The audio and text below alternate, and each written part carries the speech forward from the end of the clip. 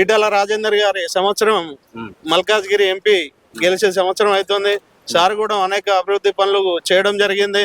మొన్న హైడ్రా విషయంలో పేద ప్రజల పక్షాన ఉండి కొట్లాడడం, అదే విధంగా గతంలో ఆయన 7 సంవత్సరాలు హుజరాబాద్ అసెంబ్లీకి ఎమ్మెల్యేగా ఉన్నాడు. 2 టర్ములు మంత్రిగా చేయడం జరిగింది.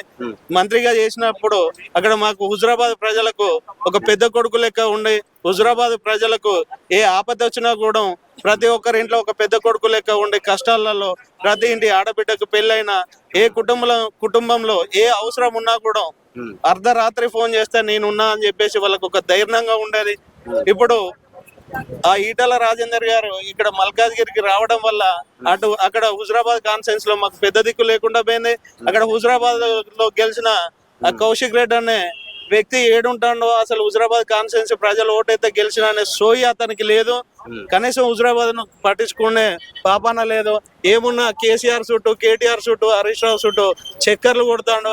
అది బంద్ చేసి మీ ప్రెస్ ద్వారా అతనికి తెలియజేస్తా ఉన్నాను, ఎమ్మెల్యే గారికి. హుజరాబాద్ ప్రజలు ఓట్లు వేస్తే నువ్వు గెలిచినావు అన్న, హుజరాబాద్ ప్రజలను పట్టించుకోవాలి. ఎలక్షన్ల టైంలో 100 హామీలు ఇచ్చినావు నువ్వు, మీ సతీమణి గారు, మీ కూతురైనటువంటి ఆ పాప 100 కోట్లు తీసుకొస్తాం, హుజరాబాద్ కాన్స్టెన్సీని 1000 కోట్లు తీసుకొస్తా, హుజరాబాద్ కాన్స్టెన్సీని అభివృద్ధి చేస్తాను మా డాడీ అన్నాడు. అన్నీ చెప్పింది. 1000 కోట్లు కాదు కదా, 100 రూపాయలు తీసుకొచ్చిన పాపన పోలేదు. కనీసం కష్టంలో ఉన్న హుజరాబాద్ కాన్స్టిట్యున్సీ ప్రజలకు ఏదైనా కష్టం వస్తే కనీసం నేనున్నా అని ధైర్యం చెప్పే నాదులు లేకుండా పోయిండు ఈటెల రాజేందర్ గారు ఇక్కడికి వచ్చిన తర్వాత.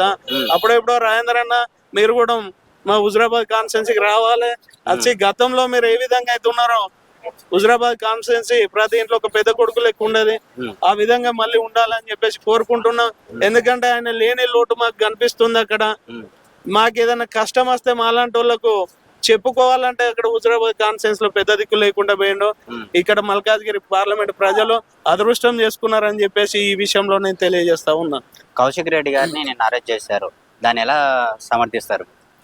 అదంతా డ్రామా అండి. వాళ్ళది కాంగ్రెస్ పార్టీ వాళ్ళది ఉన్న టిఆర్ఎస్ పార్టీ వాళ్ళ డ్రామా అది. ఆయన అరెస్ట్ చేయడం ఏంది, అరెస్ట్ చేసిన వాళ్ళు మళ్ళీ ఇడిచిపెట్టడం ఏంది, అది ప్రజలందరూ గమనిస్తా ఉన్నారు. వాళ్ళు ఎందుకు అరెస్ట్ చేసారు, మళ్ళీ ఎందుకు వదిలిపెట్టారు, అదంతా వాళ్ళ డ్రామా. వాళ్ళకి ఇప్పుడు కాంగ్రెస్ పార్టీ పరిస్థితి ఎట్లున్నదంటే, ఇప్పుడు కాంగ్రెస్ పార్టీ గెలిచే సంవత్సరం 12 నెలలు దగ్గరకు వస్తుంది. వాళ్ళకి ఏమన్నా అభివృద్ధి ఏదేమన్నా సోయి లేదు. కానీ ఏమన్నా అంటే కేసీఆర్, కేటీఆర్ ఈ గత ప్రభుత్వాన్ని విమర్శించడు తప్ప, మరి నాకు ఓట్లేస్తే నేను గెలిచిన, నాకు గవర్నమెంట్ వచ్చింది, తెలంగాణ ప్రజలకు ఏమన్నా పనులు చేద్దామన్న సోయి వాళ్ళకు లేదు.